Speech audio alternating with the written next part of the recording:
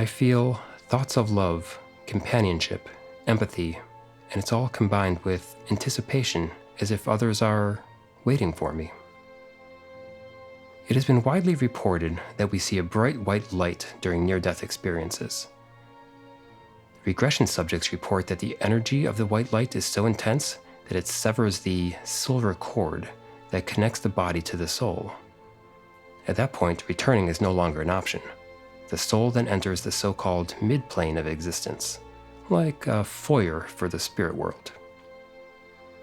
Some describe a sensation of pulling away from the place they died and the euphoric sense of freedom and brightness surrounding them, or further away, causing the tunnel effect. This isn't scary, but rather brings a sense of relief. Memories of our beautiful spiritual home begin to flood back into our minds.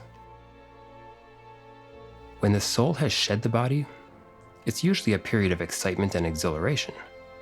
Canon notes that her subjects' voices immediately become light and free. But this phase can be very disorienting. Some souls have difficulty letting go of their responsibilities or attachments to the physical world, particularly someone who dies suddenly or traumatically. Though one of Canon's subjects say it's more likely a problem for a mother dying in childbirth than a soldier on the battlefield. Those clinging souls can take some time before crossing the barrier, whether it's returning to their homes or remaining at the site of their death. Canon describes how souls may be unsure why they are seeing mourning loved ones or upset bystanders.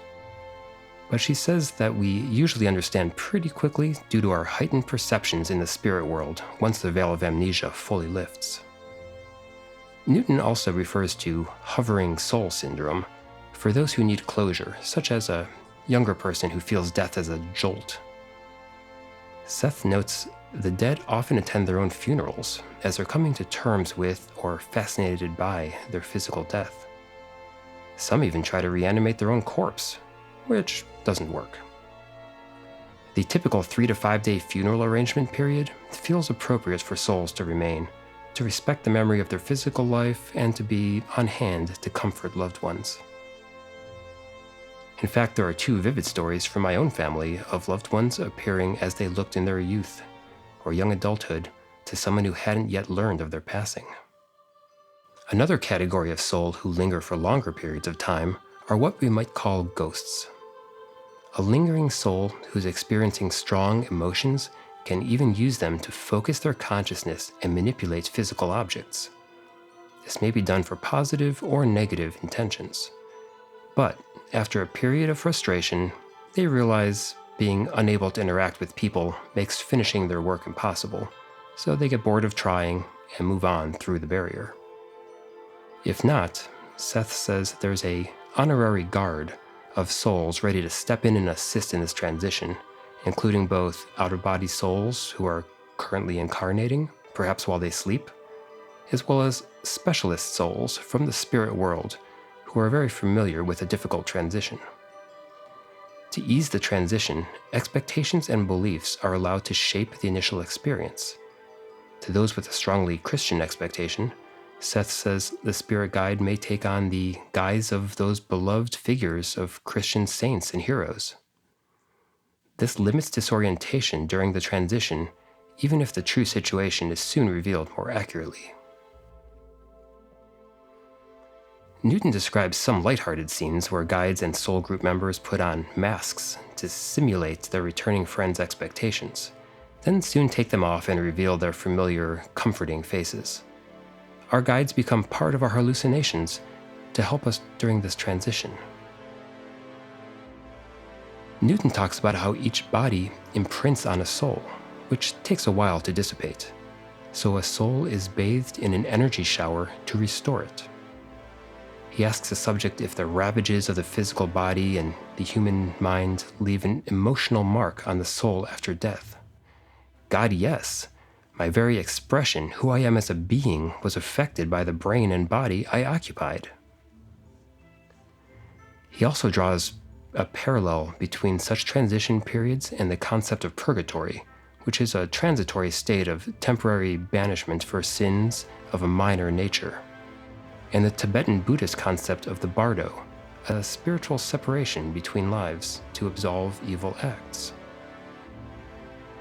Cannon found that souls who die while addicted to drugs, alcohol, lust, or other low-energy habits are not ready to reincarnate. They spend time watching the physical world as if trying to satisfy their cravings. This is similar to the Buddhist concept of hungry ghosts.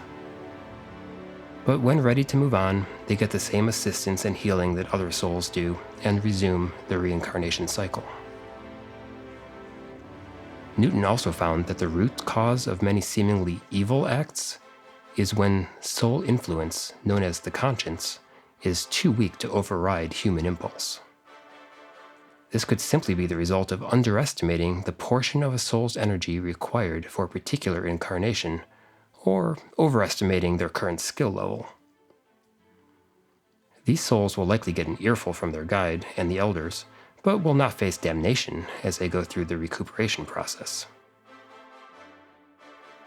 In fact, Cannon and Newton's subjects reveal another way damaged souls recuperate and repair energy after a hard life. They can take as long as they need in what some describe as an emerald city, where they get help from specialists. Seth also described an initial stage for those still focused strongly in the physical reality and in need of a period of rest. He says our guides can hallucinate a hospital or rest home on our behalf for a break, or to reorient us to the situation. These facilities are also used to prep new souls for a physical life, such as how to translate emotions into reality. But after we're ready to fully cross over into the spirit world, who do we meet? Where do we go? What do we experience?